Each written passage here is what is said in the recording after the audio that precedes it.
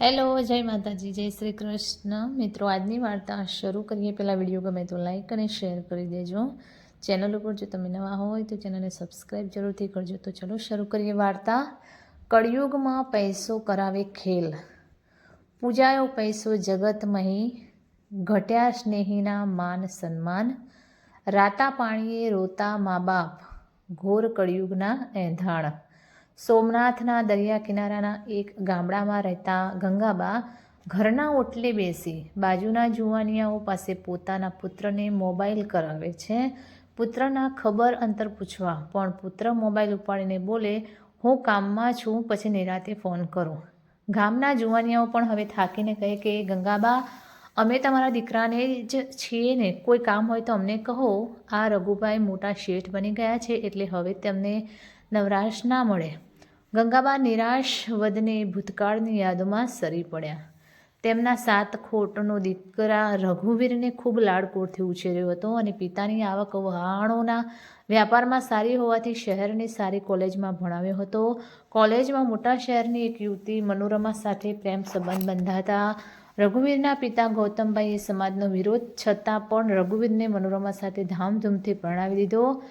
નવી વહુ પહેલાં તો કામને મર્યાદા જાળવી રહેવા લાગી, પણ રઘુવીરને વશમાં લઈ કરી પોતાની સાથે શહેરમાં પિતા જોડે રહેવા લઈ જવા પ્રયત્નો ખાનગીમાં કરી રહી હતી. મા ગંગાબા તો પુત્ર પ્રેમના કારણે વહુને ખૂબ જ સાચવી રહ્યા હતા. પતિ ગૌતમભાઈ અચાનક ગંભીર બીમારીમાં સપડાતા રઘુવીર વેપાર સંભાળવા લાગ્યો, પણ તેનું મન વેપારમાં ન લાગતું હોવાથી નુકસાન થવા લાગ્યું.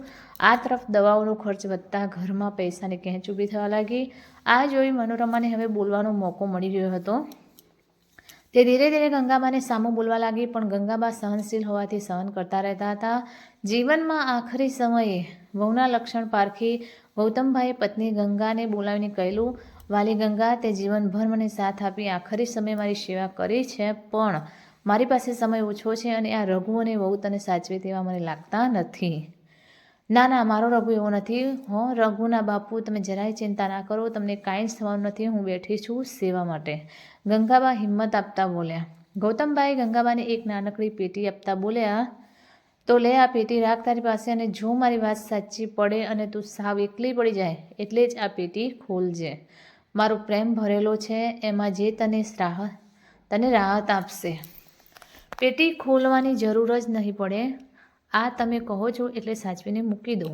કહેતા ગંગાબાઈ પેટી મૂકી દીધી. થોડા સમય બાદ પતિ ગૌતમભાઈનું હોસ્પિટલમાં જ અવસાન થયું. ગંગાબા એકલા પડી ગયા.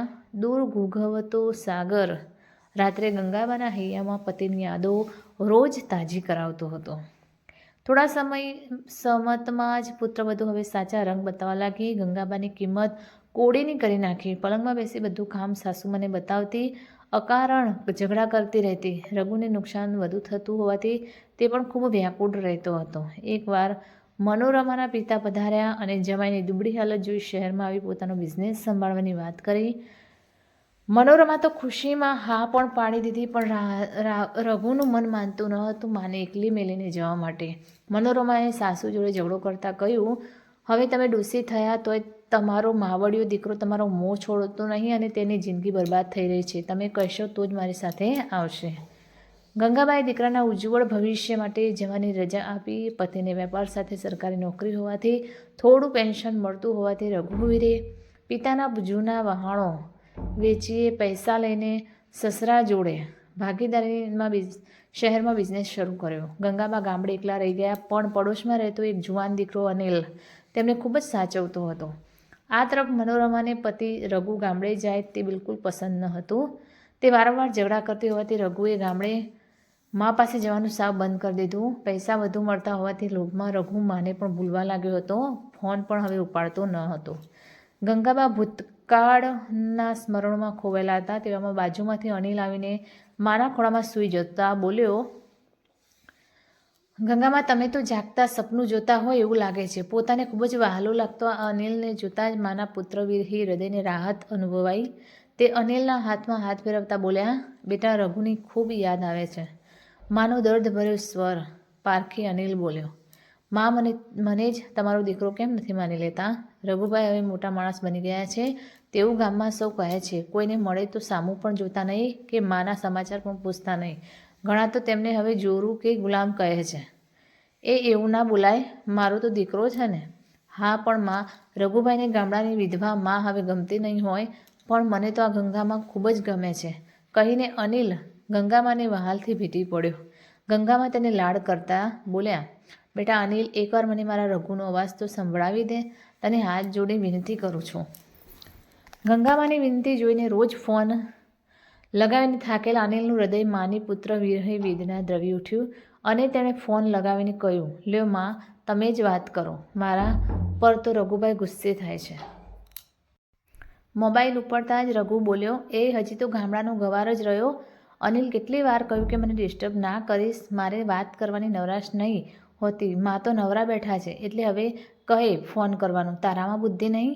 માં કટુ વચનો સાંભળીને બોલ્યા, બેટા તારી માં નવરા નથી, પણ 9 મહિના પેટમાં પાળેલા પુત્રની યાદો તારી માને બેચેન કરે છે. હું તો બસ તારો અવાજ સાંભળવા માટે તડપતી હોઉં છું. માનો અવાજ સાંભળીને બાજુમાં બેઠેલી પત્ની મનોરમા બોલી, રઘુ પાછો માવડિયો બની ગયો કે શું? પત્નીની સામું જોતા અનિલ બોલ્યો, માં હું અત્યારે બહુ કામમાં હોઉં છું, નવરો પડીશ એટલે વાત કરીશ. ના બેટા, મેં વહુનો અવાજ સાંભળી લીધો અને સમજી પણ ગઈ, હવે ફોન નહીં કરે તો ચાલશે અને હવે હું પણ ફોન નહીં કરી તને હેરાન નહીં કરું, સુખી રહે દીકરા સદાય. કહેતા ગંગાબાએ ફોન અનિલને આપી દીધો. બધું સાંભળતો અનિલ ગુસ્સામાં બોલ્યો, જોરું કે ગુલામ, મારી માનું હૃદય દુભાવ્યું છે તમે, ભગવાન જોઈ રહ્યો છે બધું, કહીને ફોન કાપી નાખ્યો. અને ગંગામાં અનિલને છાતીએ લગાડી ચોધાર આંસુએ રડતા બોલ્યા, આજથી તું જ મારો દીકરો છે. અનિલની સગી માં બધું જોતી હતી તે આવીને બોલી, હા ગંગામાં, મારે 3 દીકરા છે, તેમાંથી આ અનિલ હવે તમને સોંપું છું. કોઈ જાતની ચિંતા ના કરો, પુત્ર કપાતર પાકે પણ માવતર નહીં. ગંગામાં થોડા સમય પછી ઘરમાં ગયા અને પતિના શબ્દો યાદ આવ્યા. ગંગા, મારી વાત સાચી પડે અને તું સાવ એકલી પડે તો આ પેટી ખોલજે, મારો પ્રેમ છે, આ પેટીમાં તને રાહત આપશે. પતિના ફોટો સામે જૂની યાદગીરી એવી પેટી લાવી ગંગાબાને ખોલીને જોઈ તો એક ચાવી અને એક ચિઠ્ઠી નીકળી. ચાવીને મૂકીને ચિઠ્ઠી મેટ્રિક પાસ. ગંગાબા આંસુ સારતા વાંચવા લાગ્યા, વાલી ગંગા, આ ચાવી નીચે ભોયરામાં ડાબી બાજુ ખોદતા એક ચોકડીમાં ખજાનો તારા માટે સાચવ્યો છે. પુત્રને આપવાનો હતો, પણ વહુના લક્ષણ જોતા વિચાર માંડી વાળ્યો અને તને સમજાઈ ગયું હશે કે પૈસો કેવા ખેલ કરાવે છે. પુત્ર માને ભટકાવે છે. આ ધન દોલતને મારો પ્રેમ સમજીને પોતાના માટે જ વાપરજે અને જે તને આ સમય સાથ આપતું હોય તેને જ આપજે. ચિઠ્ઠી વાંચી રાત્રે ગંગાબાએ અનિલને બોલાવ્યો અને બંને મળી ભોયરામાં ડાબી બાજુ ખોદતા નીચે એક ચોકડીમાં હીરા, માણેક, સોનું, સાચા મોતી અને ઢગલો રૂપિયા પણ મળ્યા. અનિલ જોઈને બોલ્યો, માં, ગૌતમ બાપુનો પ્રેમ તો વરસાદ બનીને વરસી ગયો, જુઓ તમારા પર. હા બેટા, ફક્ત મારા પર નહીં, મારો પ્રેમ તારા પર પણ વરસી જ ગયો છે. ગંગાબાના સુખના દિવસો શરૂ થયા. ધન વડે પુત્ર અનિલ માટે ફરી પતિના મિત્રોની મદદથી વહાણનો ધંધો પોતાના માનેલા પુત્ર અનિલ માટે શરૂ કર્યો અને ગામડામાં મોટો બંગલો બનાવી બંને મા દીકરો રહેવા લાગ્યા. સમાજ સેવાના કાર્યો પણ ગંગાબાએ શરૂ કર્યા. દીકરીઓ માટે સીવણ ક્લાસ ખોલી પોતે મફત શીખવવા લાગ્યા. તેમનું મન સેવા કાર્યોમાં અને ભક્તિમાં પરોવી દીધું. ગામમાં અને આજુબાજુ ગંગાબાની કીર્તિ ફેલાવા લાગી. આ તરફ મનોરમા અને રઘુને માતાની હાય લાગી હોય તેમ નુકસાન વધવા લાગ્યું. સસરાએ અને મનોરમાના ભાઈઓએ ગુસ્સે તેને પોતાનો બિઝનેસ અલગ કરી લીધો. રઘુભાઈ એકલા પડી ગયા સાવ. મનોરમાના શોખ વધી ગયા હોવાથી પૈસા માટે ઝઘડો કરવા લાગી. એક દિવસ ગામડાનો એક ભાઈ આ બંનેને રસ્તામાં મળતા હસીને બોલ્યો, ઓહો, તમે પગપાળા ચાલતા થઈ ગયા એમને? ગંગાબાની હાય બરાબર લાગી છે. જુઓ, ગંગાબા મોટા બંગલામાં રહે છે અને આજે ગાડીઓમાં જ ફરે છે. રઘુ અને મનોરમાનો ગુસ્સો પણ આવ્યો અને નવાઈ લાગી કે માં એટલા બધા રૂપિયા લાવી ક્યાંથી? રઘુએ તપાસ કરી તો સાચે જ માં કરોડપતિ બની ગયા હતા. ગરીબ બનેલી મનોરમાએ આ સાંભળી મનમાં લડ્ડુ ફૂટ્યા. તે બોલી, રઘુ, તું જ પહેલાં અને માને સમજાવીને મનાવી લે, પછી મને પણ બોલાવજે. આખરે તો ડોસી મરે એટલે બધું તને જ મળવાનું છે ને. કાંઈ છૂટકો ન હોવાથી પત્નીની વાત માનીને રઘુએ માને છેતરવા ફોન કરીને માએ ફોન ઉપાડતા બોલ્યો, માં, રઘુ બોલું છું, તારી ખૂબ જ યાદ આવી છે. સાંભળ્યું છે કે તું ખૂબ જ પૈસાવાળી બની ગઈ છે, હું તારી જોડે આવું માં? હા બેટા, માં તો દીકરાને સદાય આવકારે જ છે અને પૈસાની મારે હવે ક્યાં કોઈ તકલીફ છે. ગંગામાં સમજી જતા બોલ્યા. રઘુ બીજા દિવસે આવી ગયો. માએ હેતથી આવકાર્યો. પોતાનો માનેલો દીકરો અનિલ હવે વેપારમાં પાવરધો બની ગયો હતો. રઘુએ માને પૂછીને પત્ની મનોરમાને પણ ગંગામાના વૈભવી બંગલામાં બોલાવી લીધી. મનોરમાએ ખોટી ખોટી માફી માંગી પણ સમજદાર ગંગામાં બોલ્યા, હવે તમે અહીં સુખીથી રહો અને મજા કરો. બંને ખુશ થઈ ગયા અને માના પૈસે જલસા કરવા લાગ્યા. પણ માનો બધો જ વેપાર પડોશીનો દીકરો અનિલ સંભાળતો જોઈને મનોરમાને ઈર્ષ્યા થવા લાગી. થોડા સમય બાદ મનોરમા બોલી પણ ખરી કે સાસુમાં આ પડોશીના દીકરાને બધો વેપાર સોંપી દીધો છે તો તમારા દીકરાને તો શીખવો. પણ સમજુ ગંગામાં વહુના હાથમાં રૂપિયાનું બંડલ પકડાવતા બોલ્યા, મારા દીકરા રઘુને કે તેની વહુને ગામડાના વેપારમાં મન લાગતું નહીં તે હું જાણું છું, એટલે તો અનિલને આ વેપારમાં સંભાળવા આપ્યો છે. તમે બને રહો ત્યાં સુધી મજા કરો, કોઈ ચીજની જરૂર હોય તો કહેજો. આમ સમય વીતવા લાગ્યો. પૈસા જોઈને તેટલા મળતા હોવાથી રઘુને મનોરમા ડોસી મરે તેની રાહ જોવા લાગ્યા.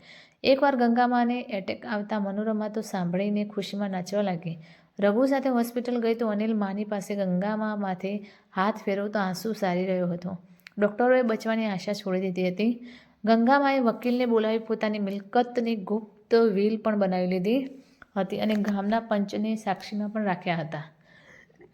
પુત્ર રઘુ અને મનોરમા સામુ જોઈને મધુર સ્મિત કરીને ગંગામાએ રડી રહેલા અનિલના માથે આખરી વાર હાથ મૂકીને પોતાના પ્રાણ છોડી દીધા. ગંગાબાની વિદાયથી ગામ આખું રડવા હિપકે ચડ્યું. અંતિમ ક્રિયા બાદ મનોરમાએ ઇશારો કરતા રઘુ બોલ્યો, અનિલ, તે મારી માની બહુ સેવા કરી અને બદલામાં માએ તને ખૂબ સાચવ્યો છે. હવે બધો વેપાર મને સોંપી અને મિલકતની વિગતો આપીને હું તને થોડા રૂપિયા આપીશ. તેનો તારો પોતાનો કોઈ નાનો મોટો વેપાર શરૂ કરજે. હવે તું તારી માની પણ આવી જ સેવા કરજે. દુઃખી અનિલ સારું કહેતા જ બિસ્તરા પોટલા સમેટીને જેવો બંગલાની બહાર નીકળ્યો કે ગામ આખું પંચ અને વકીલ સામે જ ઊભું હતું. એક વડીલ બોલ્યા, જોયું બધાએ મેં કહ્યું હતું તેવું જ આ પૈસાના પૂજારી જોરુકા ગુલામ રઘુએ કર્યું. ચાલો હવે તેને જરા તેની શહેરની ભાષામાં સમજાવીએ. કહેતા જ બધા અંદર ગયા તો અંદર ડીજે જેટલું જોરથી મ્યુઝિક વગાડી રઘુ અને મનોરમા ખુશીમાં ડાન્સ કરી રહ્યા હતા. બધાને જોતા શરમાઈને રઘુ મ્યુઝિક બંધ કરીને સામે આવતા જોનાર ગામની મહિલાઓ બોલી ઉઠી, હાય હાય, કેવો કપાતર દીકરો પાક્યો છે. દેવી સમાન ગંગામાને મરે 2 દિવસ થયા છે ને આ કપાતર વહુ સાથે નાચી રહ્યો છે. મનોરમા આ સાંભળીને બોલી, હવે સાસુમાં તો ગુજરી ગયા અને અમારા બંગલામાં અમે ગમે તે કરીએ, તમારે બધાને શું લેવા દેવા. પંચના વડીલ બોલ્યા, વહુ બેટા, અમે વડીલો ગામડામાં પુરુષો જોડે જ વાતચીત કરીએ છીએ, તમે જરા શાંતિથી ઊભા રહીને સાંભળતા શીખો. બીજો એક પહેલવાન વડીલ બોલ્યો, એ કપાતર રઘુડા, તું અહીં આવ. હવે તો તે હદ કરી નાખી, તને સમજાવવો જ પડશે. લાજ શરમ નેવે મૂકી દીધી છે તે અને તારી બાયડીએ તો ગેટ આઉટ. રઘુ ગુસ્સામાં બરાડ્યો, મારા બંગલામાં મને ધમકાવનાર તમે કોણ છો? હમણાં જ પોલીસ બોલાવી બધાને જેલમાં પુરાવી દઈશ. મારી પાસે હવે પૈસાનો તોટો નથી અને મારે તમારી કોઈની જરૂર નથી. તારા ઘરમાં નહીં, અનિલના બંગલામાં આ બધા તને ધમકાવી રહ્યા છે. વકીલ હવે આગળ આવતા બોલ્યા, જુઓ આ પોલીસ પણ પહોંચી જ ગઈ છે. શું કહ્યું? રઘુ અને મનોરમા એક સાથે બોલી ઉઠ્યા, અનિલનો બંગલો? બધા ખડખડાટ હસી પડ્યા અને પોલીસ અનિલને સાથે લઈને આવી હતી. પોલીસ ઇન્સ્પેક્ટર બોલ્યા, મિસ્ટર રઘુવીર, ગંગાબાનો બંગલો અને બધી મિલકત તેમણે અનિલના નામે કરી છે અને તમને માત્ર 1 લાખ રૂપિયા આપવાનું કહ્યું છે. એ રૂપિયા લઈને 1 કલાકમાં બંગલો ખાલી કરીને ચાલ્યા જાઓ. એટલે અનિલ જલ્દી 1 લાખ રૂપિયા આપી દે, નહીંતર બિચારા ખાશે શું શહેરમાં જઈને. એક જુવાનીઓ રઘુની મજાક ઉડાવતા બોલ્યો. અનિલ 1 લાખ રૂપિયા આપતા બોલ્યો, આમ તો હું તને બધું સોંપી દેત, પણ મારી ગંગામાએ મને સોગંદ આપ્યા છે એટલે હવે હું તમને નહીં રોકી શકું. રઘુભાઈની તો હવા નીકળી ગઈ. કાપો તો લોહી ના નીકળે એવી મનોરમા જોડે જઈને એક ગામની બાઈ બોલી, જોયું તો બધાને પૈસાના જોરે બીક બતાવતી હતી, પણ અમે ગામ લોકો તો પૈસાને નહીં, માનવતાને જ હજી માનીએ છીએ. દેવી જેવા ગંગામાને તમને કેટલા દુઃખી કર્યા એ અમે સૌએ નજરે જોયું છે. જેવું કામ કરો એવું ફળ ભોગવવું પડે. બધા મજાક કરતા રહ્યા અને રઘુ અને મનોરમા બિસ્તરા પોટલાને માનો આખરી વરસતો પ્રેમ 1 લાખ રૂપિયા લઈને પોતાની મોટી ભૂલને વાગોળતા શહેર તરફ નીકળી પડ્યા. પંચના વડીલ ગંગામાના હસતા ફોટો સામે જોઈ બોલી ઉઠ્યા, ઘોર કળિયુગ આવ્યો જગમાં, જુઓ પૈસાના ખેલ. માવતર મળતા ઝૂરીને પૈસો કરાવે કેવા અવનવા ખેલ. આજ રત્નાકરના પણ હિલોળે ચડ્યો હતો આ કળિયુગનો પૈસાનો ખેલ અને હૃદયમાં સુકાયેલ પ્રેમ સરિતા જોઈને. તો મિત્રો, તમને આ કહાની કેવી લાગી તે કોમેન્ટ કરીને જરૂર જણાવશો. વિડીયો ગમે હોય તો લાઇક અને શેર કરી દેજો. ચેનલ ઉપર જો તમે નવા હોય તો ચેનલને સબસ્ક્રાઈબ કરી દેજો.